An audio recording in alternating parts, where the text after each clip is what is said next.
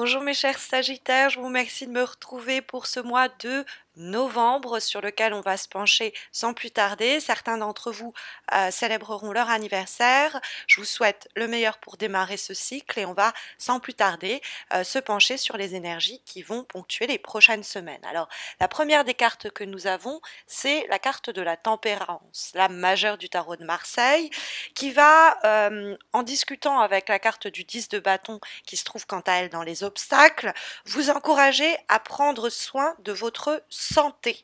Hein, la carte de la tempérance va incarner le respect de son corps et de ses énergies.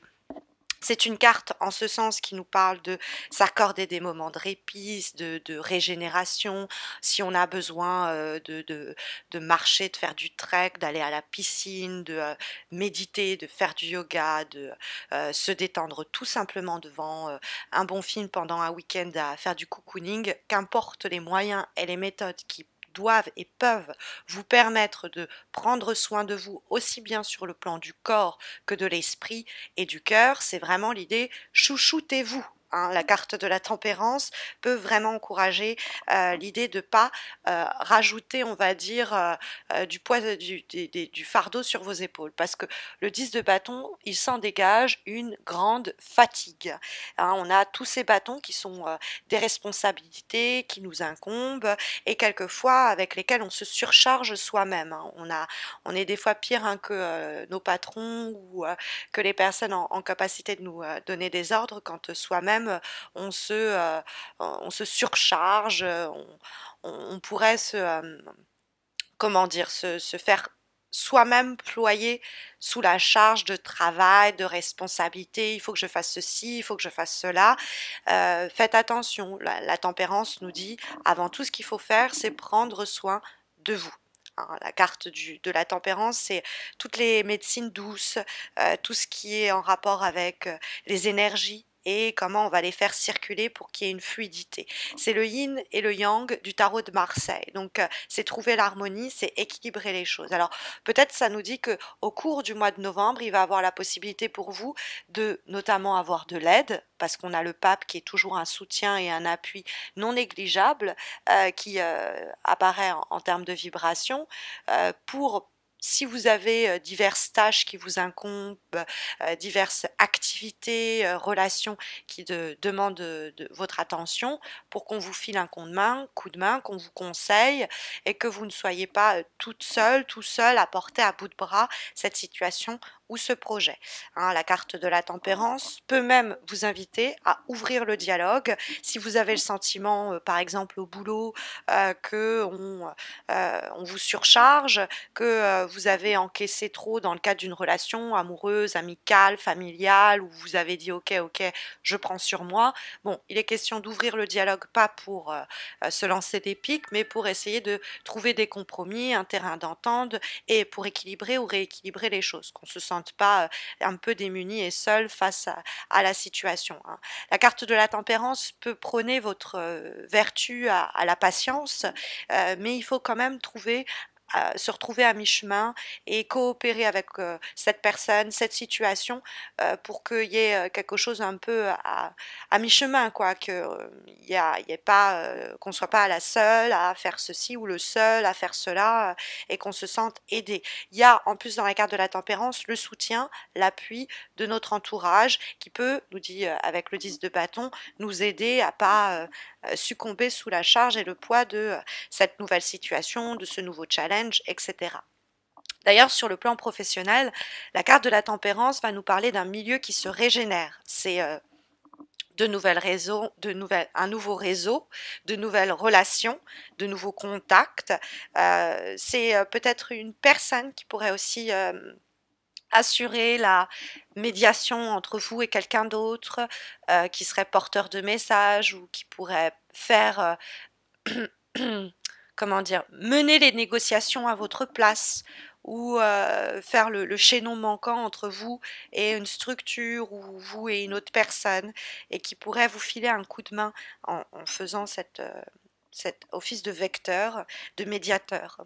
La tempérance vous encourage aussi à ouvrir grand les bras à toutes les formes de nouvelles rencontres amicales qui pourraient surgir, parce que dans ce cadre-là, il pourrait avoir une rencontre amoureuse clé qui pourrait surgir avec peut-être quelqu'un d'un peu plus âgé que vous, à travers donc cette figure du pape éventuellement, ou dans le cadre d'une relation qui pourrait croître jusqu'à quelque chose de sérieux et d'important, hein, parce qu'on a quand même des énergies qui nous disent que c'est éventuellement une période pour faire qu'une amitié jusque-là qui n'avait pas basculé vers l'amour bascule, et tout ça autour de potentiels assez forts, assez puissants pour que ça accouche de quelque chose de sérieux et de stable.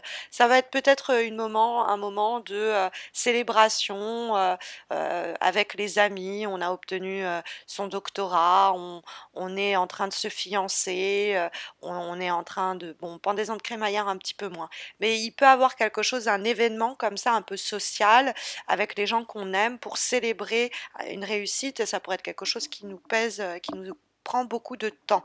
Mais effectivement, on a avec la tempérance éventuellement quelqu'un de nouveau qui surgit sur le plan affectif et qui pourrait, dans cette période où on est célibataire, déboucher dans le cadre de ces rencontres un peu détente et de loisirs et d'amusement, faire surgir une relation amoureuse plus importante, enfin qui a un potentiel pour devenir importante.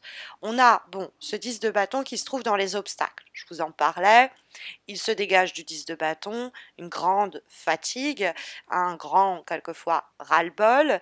On est en train d'essayer de tenir bon, alors que, comme l'amoureux peut aussi le signaler, on a une diversité de tâches qui reposent sur nos épaules, qui est peut-être un peu plus importante que ce que l'on serait en véritable capacité de gérer. Donc, restons attentifs au mois de novembre à ne pas accepter des charges de travail plus importantes que ce qu'on est en capacité, pardon, ce qu'on est capable de gérer. Ça peut être aussi le 10 de bâton, une situation parce que c'est un 10 qui n'en finit pas de se terminer, justement. On est au bout des derniers efforts, des derniers éléments à mettre en place pour dire voilà, ça c'est terminé, mais on n'y est pas encore. Et donc cette situation nous pompe beaucoup d'énergie et nous laisse un peu sur les rotules. On est, comme je vous disais, épuisé, exténué, fatigué par la situation. Ça peut être sur un plan psychologique, ça peut être sur un plan émotionnel, ça peut être sur un plan physique, mais on sent un ras-le-bol. Des fois, ça peut voilà être quelqu'un qui n'a pas arrêté de nous reprocher ceci, nous reprocher cela, nous demander de faire ceci, nous demander de faire cela, et on va dire stop, basta. On va dire maintenant, il faut que chacun porte sa charge de travail. J'en ai marre de ployer sous tout ce qui m'incombe, et on finit par vider son sac, mettre les choses au clair. Peut-être l'idée de remettre les points sur les i, les barres sur les t, parce que on est justement fragilisé.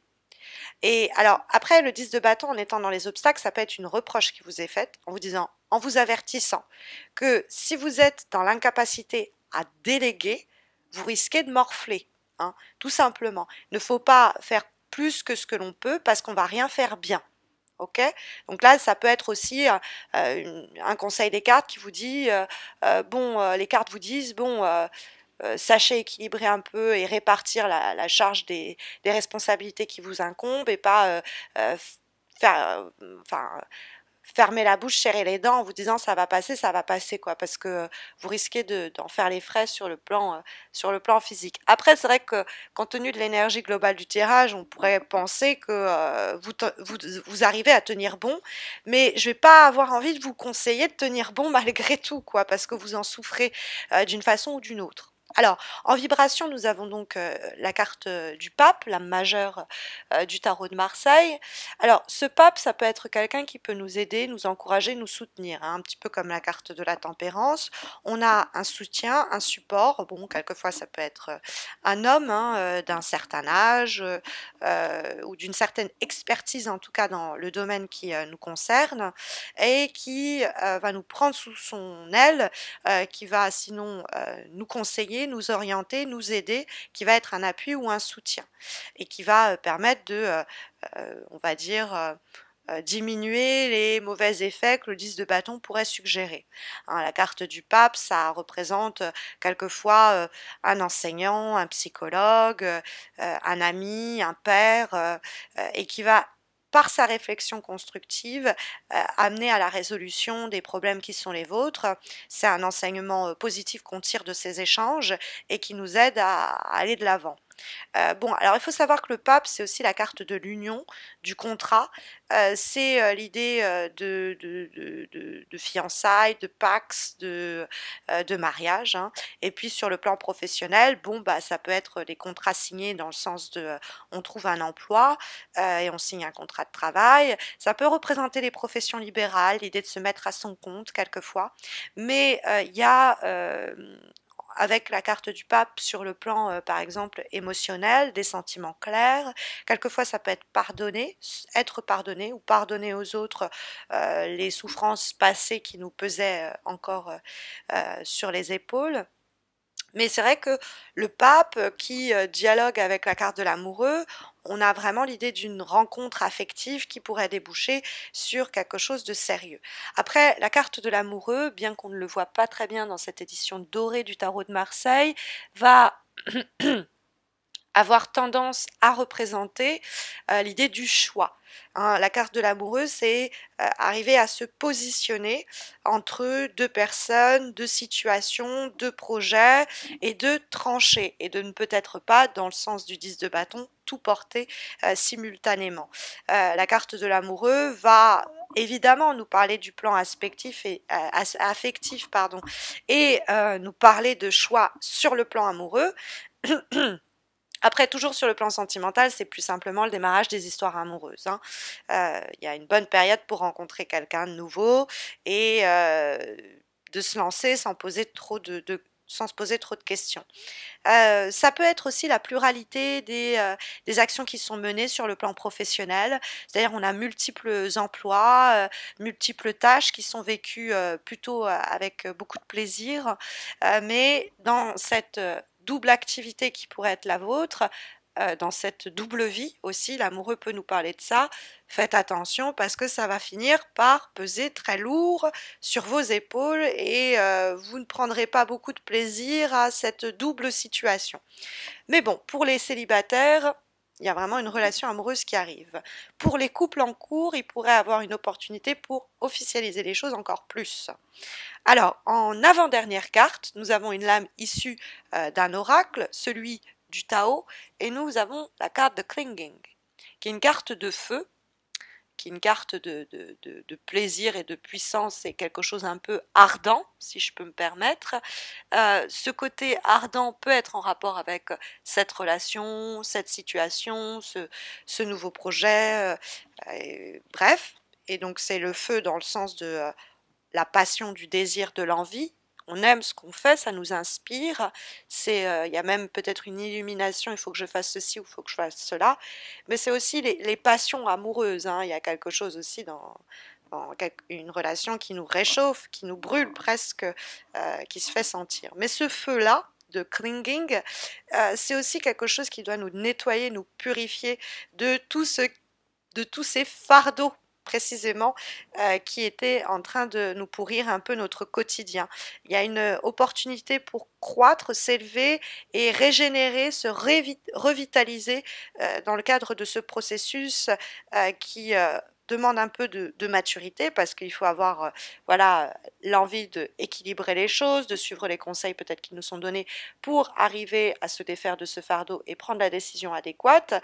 Ça peut être aussi l'idée de se purifier des on va dire traumas passés, faire fuir les fantômes qu'on avait gardés pas très loin du passé, parce qu'il y a cette nouvelle situation, cette nouvelle rencontre qui nous en purge, qui nous en purifie, ce côté d'un feu qui peut être un peu destructeur quelquefois, mais quand cette carte arrive, c'est au contraire quelque chose qui consume le négatif et qui fait brûler le positif dans le sens de comme une lumière qui éclaire et qui réchauffe. Donc il y a vraiment une opportunité d'une grande satisfaction avec en plus comme dernière énergie pour ce mois de novembre, nous avons une carte issue d'un autre oracle, Journey of Love, et nous avons la carte Let the Feminine lead the way. Laissez le féminin, comment dire, montrer le chemin, guider, ouvrir le chemin, vous guider, quoi. Alors, qu'est-ce qu'on entend par de féminine? C'est, dans le cadre de cet oracle, l'idée de l'intuition, hein, de cette voix intérieure, du côté sensible, qui doit nous permettre d'atteindre nos objectifs, ce feu, the clinging, puisque c'est l'idée de s'abandonner, de se rendre un peu à, comment dire, au flot que les événements amènent. Mais pas de se rendre dans le sens de baisser les armes, c'est de se laisser plutôt porter. C'est plus la logique, si vous voulez, qui est de mise avec la carte Let the Feminine Lead the Way. On est sur se faire confiance à son intuition, faire confiance à sa voix intérieure qui va nous guider vers la meilleure direction possible.